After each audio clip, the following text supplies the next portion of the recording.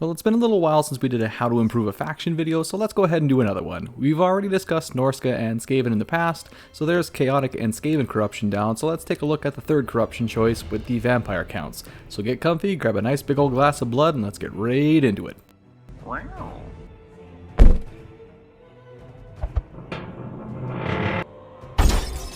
I'll leave links to the previous two videos in the description if you're at all curious, but they aren't necessary viewing. Generally, I try to do 5 points I'd like to see addressed, so we'll do the exact same thing here. So I guess we'll start with idea number 1 then.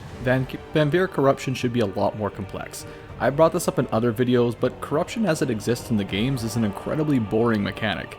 You get a little bit of visual rework, which is awesome, I won't lie, but then you only really get an attrition and public order modifier in the end. That part sucks. Higher vampiric corruption should boost undead units appreciably. Skeletons and zombies should become genuine threats in territories with high corruption. Casters should have an easier time casting spells, and vampires should have increased regeneration in combat. When fighting in mostly uncorrupted lands, the opposite should hold true. Your unit should become weaker, you should have a miscast chance on spells, and your vampiric units should take extra damage in combat, being unable to hide from the sun.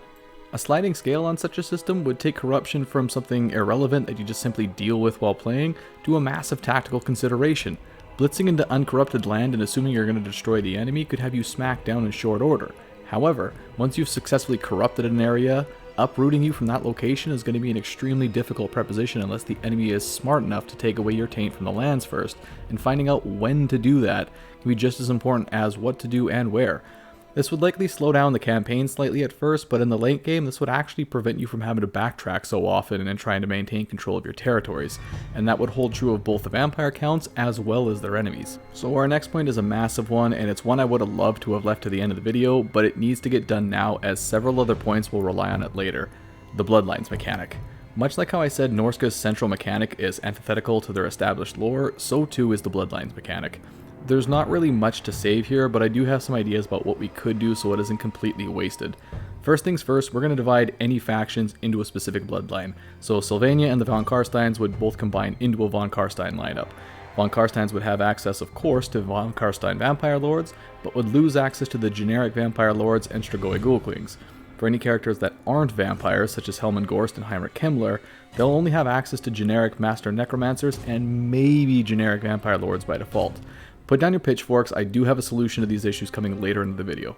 So in the lore, the vast majority of the bloodlines hate each other, so while we could technically make it so Bloodline X could get access to Bloodline Y's unique vampires, it's not really worth the effort of finding out which ones are accepting enough of another bloodline. Instead, conquering the other bloodlines should be what gets you access to these special lord options. You want a Necrarch Lord? Go and find the Necrarch bloodline and wipe them out.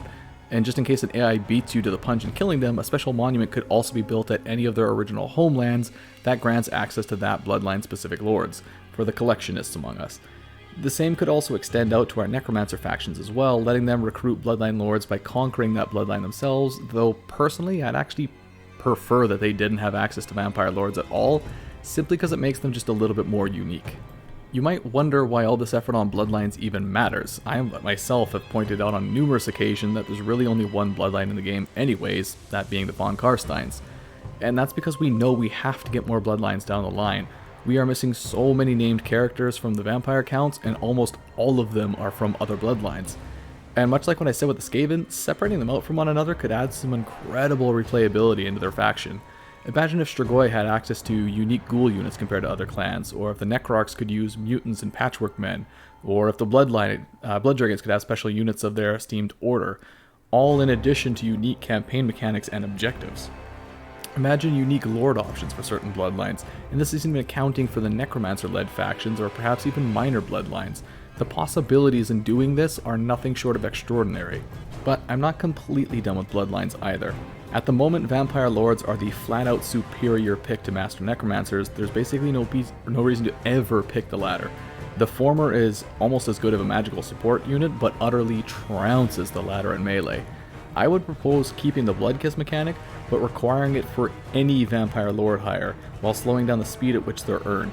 This could actually give some purpose to the Master Necromancers, or frankly any other Lord choices added in later, over Vampire Lords. If your choice is between starting an armory with a Master Necromancer or having to wait for a Vampire Lord, the former begins to look like an actual practical option. But speaking of our bloodlines, let's move over to the Frenchies for our next point, specifically Mousillon and the Red Duke. The poor old Duke has been in the game pretty much since launch and has never been made playable. If we're gonna go ahead and fix the mechanic to properly set up distinguished bloodlines, moving the von Karsteins together, we can then add blood dragons into the game at the same time, giving us a second bloodline options. And I would probably make the Red Duke the free DLC option at the same time as the DLC rework. Given that the blood dragons are renowned for exploring, their presence on the Game 3 map is fairly easy to justify, and even the Red Duke already has a number of voice lines and unique models, meaning that CA can kind of minimize the amount of effort required to put him in.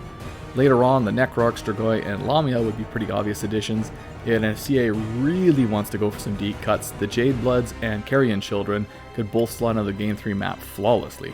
What I'm trying to get at here is that the vampires need more representatives who aren't human necromancers or the von Karsteins. All the reworks in the world aren't going to do much help if all of our choices are start in Sylvania or be Kemmler.